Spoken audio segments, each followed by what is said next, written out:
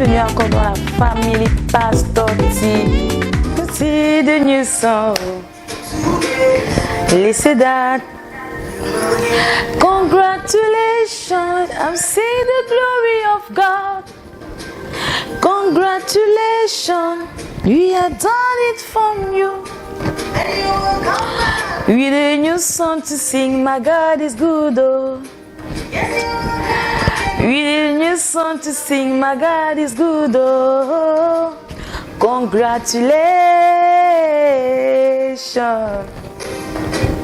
Congratulations. Hey, God is good. They tell you. Ah, hey. Woo.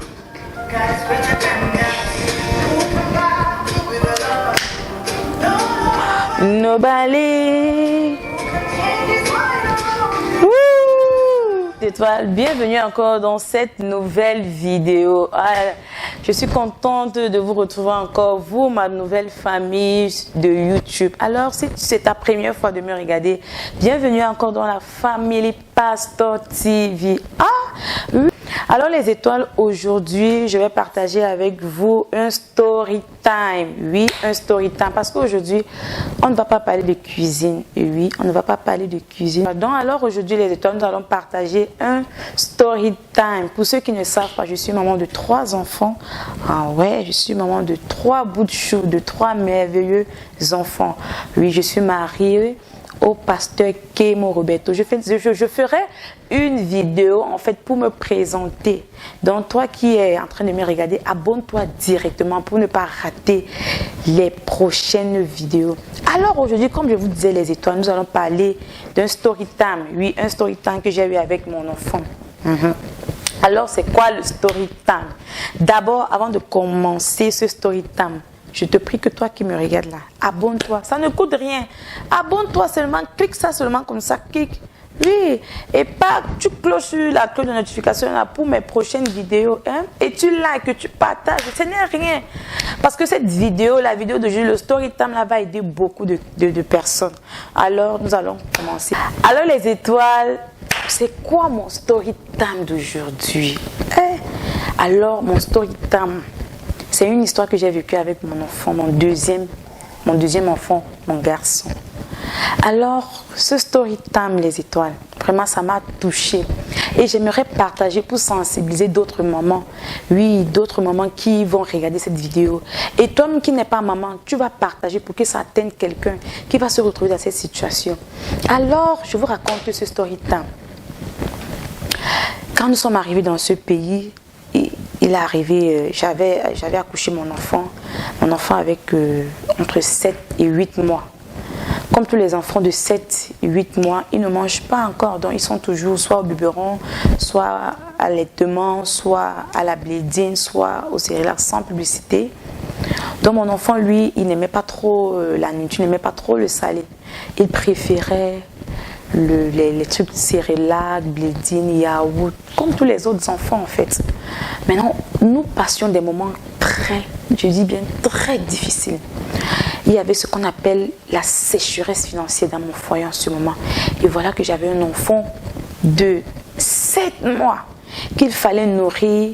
Parce qu'en ce moment-là, j'avais complètement arrêté de lui donner le lait. Il allaitait seulement, mais le sein ne le suffisait plus. Donc, on a préféré maintenant continuer avec quoi? Le cérélac, les étoiles. Donc alors, par semaine, on achetait 2 boîtes de cérélac. Et on donnait à l'enfant. Et il kiffait, il aimait tellement le cérélac. Ce qui fait qu'il prenait une boîte de cérélac de 5 000 francs. Je crois en ce temps, c'était à 5 600 francs quand je prenais à la pharmacie. Quand je prenais dans les supermarchés, c'était à 5 300 ou 5 400 francs. Donc quand on prenait une boîte, ça faisait autour de 3 jours. Il finissait. Parce qu'il prenait ça matin. Il prenait plus de 5 biberons par jour. Vous pouvez imaginer une boîte de cérélac, un biberon. Donc, et en plus, c'était un garçon. Donc j'ai une soeur qui m'a vue, elle a dit, je vois comment vous battez, c'est même difficile, c'est difficilement vous mangez dans votre maison, mais vous vous sacrifiez pour acheter jusqu'à 2 boîtes de cérélac à l'enfant par semaine. Donc ce qui fait plus de 10 000 époussières chaque semaine, les étoiles. Hey! ce n'était pas du tout facile. Donc quand elle m'a dit, moi, elle a dit quand elle est de ses enfants, elle n'a jamais donné le cérélac, elle n'a jamais donné la boudine, et que c'est toujours la bouillie. J'ai dit, quelle bouillie? Elle m'a dit, elle m'a dit qu'elle fait une composition de maïs, de mil, de sorgho, d'arachide, de soja, de petits poissons. Et elle donne à ses enfants. Depuis qu'ils ont 6 mois, c'est ce qu'ils prennent. J'ai dit, en bon. Elle m'a dit, les 5 000 que tu achètes, une boîte de cérélac avec là. Si tu prends ces 5 000 là pour faire la bouillie de maïs complet, ça peut te faire 2 mois. Hey, maman. J'ai dit, oh mon Dieu est descendu sur terre le jour là. En fait, j'ai commencé à dire merci Seigneur parce qu'aujourd'hui, tu nous enlèves un poids de plus. Aujourd'hui, tu nous enlèves vraiment un fardeau de plus, les étoiles. J'ai vu ça comme c'était Dieu qui était descendu. Donc, sans même plus tarder, et comme j'ai regardé aussi ses enfants vraiment, ils étaient bien portants, ils étaient joufflus, la croissance était normale.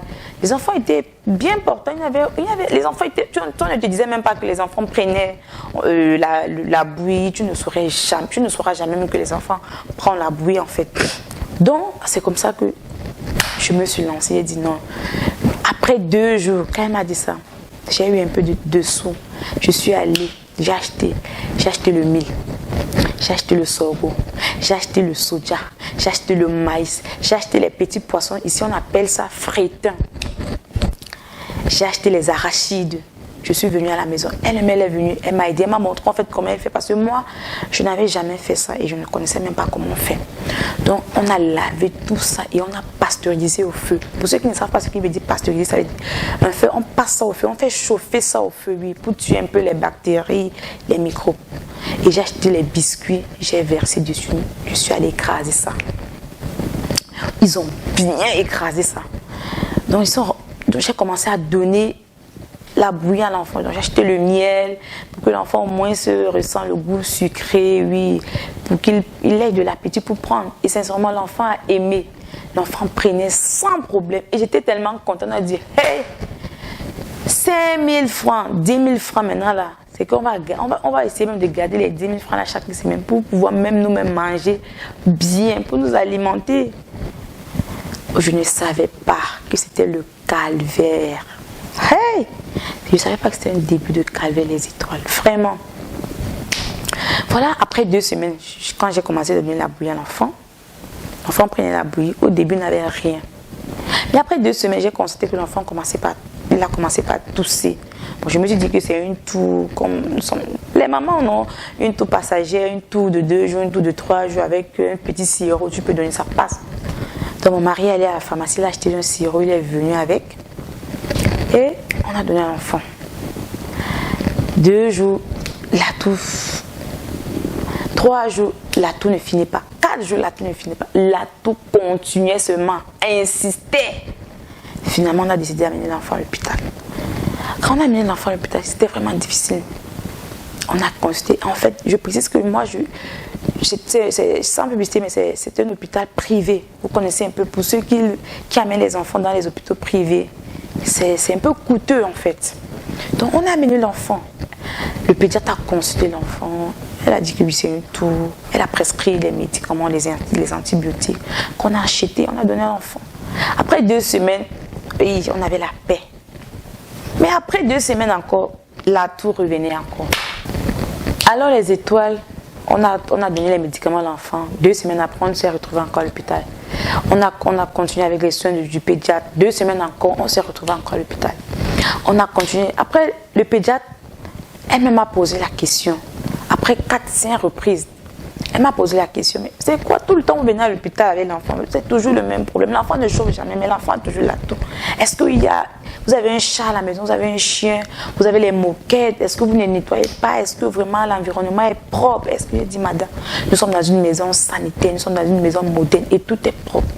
Malgré que tout était propre à la maison, je suis rentrée ce jour, j'ai fait encore un ménage général. Mais jusque-là, nous sommes repartis à l'hôpital. Maintenant, quand nous sommes repartis encore à l'hôpital, elle m'a maintenant posé la question, mais qu'est-ce que je donne à l'enfant? Qu'est-ce que l'enfant mange? C'est là où j'ai dit, je fais un mélange de bouillie à l'enfant. Elle a dit, qu'est-ce qui est de quoi est composée la bouillie? Je l'ai expliqué, du maïs, du soja, du sorgho, du mil. Elle m'a dit, c'est ça. L'enfant est allergique à certains éléments dans cette bouillie. Donc arrêtez complètement la bouillie. Les étoiles, je ne savais pas que l'enfant avait une allergie. Oui, il y avait des trucs là qui ne convenaient pas à l'organisme de l'enfant. Vraiment, après, quand elle nous a dit cela, on a repris avec le Cerelac. Et c'est comme ça que là, tout a disparu. L'enfant n'a plus jamais toussé. L'enfant n'a plus eu la toux. Et la toux s'est cessée complètement. Donc je passe alors par cette occasion pour vous dire que les étoiles. Moi j'avais vu comment les enfants de cette soeur étaient vraiment très bien portants. Ils étaient bien. Elle m'a dit ça, je suis tombée sur l'occasion. Je n'ai même pas cherché à voir la réaction de l'enfant. Donc je passe par ce story time pour te dire, toi qui me regardes, avant de donner quelque chose à ton enfant, il faut que tu regardes la réaction de l'enfant. Parfois, nous partons à l'hôpital vacciner les enfants, on trouve que on voit un bébé qui est bien joufflu, qui est en santé. On dit, ah, madame, qu'est-ce que tu donnes à ton enfant? Vraiment, il est tout beau, il grandit. Elle va te dire, je donne par exemple du maïs, je donne du mil. Et toi aussi, tu vas rentrer, tu vas te presser à faire du mil. Et tu ne vas même pas regarder la réaction de l'enfant. Ne faites plus ça. Ne faites plus ça. Avant de donner quelque chose à l'enfant, même si c'est du riz, regardez au moins comment l'enfant va réagir face à ce riz-là. Parce que parfois, nous ne savons pas, et c'est ça qui nous amène certaines maladies, c'est ça qui détruit parfois les enfants. C'est ça qui fait que les enfants tombent malades tous les jours. Donc en fait, c'est un peu ça ce story time d'aujourd'hui, pour te sensibiliser, toi, que vraiment avant de donner quelque chose à l'enfant, il faut essayer de regarder l'enfant. Regarder comment est-ce que l'enfant va réagir face à l'aliment que tu lui donnes, que tu es en train de lui donner. Et quand tu vois que l'enfant réagit bien, oui, tu continues à le donner. Mais quand tu vois que l'enfant ne réagit pas bien à un aliment que tu donnes, arrête directement. Ne force pas.